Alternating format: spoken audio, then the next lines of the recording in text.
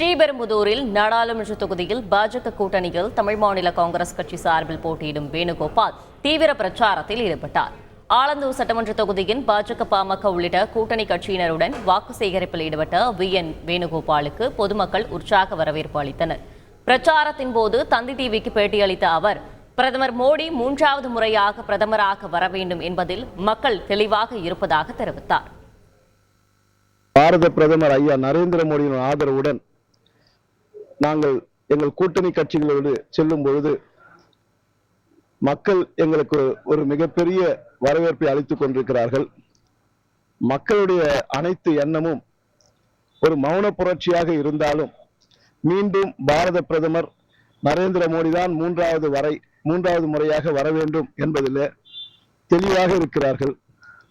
நாங்கள் செல்கின்ற இடமெல்லாம் அவருடைய எதிர்பார்ப்பு என்ன என்பதையும் எங்களிடத்தில் கூறும் பொழுது அந்த எதிர்பார்ப்பில் திருப்பெரும்புதூர் பாராளுமன்ற தொகுதிக்கு ஒரு பல்நோக்கு மருத்துவமனை அமைத்து தருவேன் என்ற உறுதிமொழியை நான் கொடுத்து வருகிறேன். செய்திகளை உடனுக்குடன் தெரிந்து கொள்ள உடனே சப்ஸ்கிரைப் பண்ணுங்க.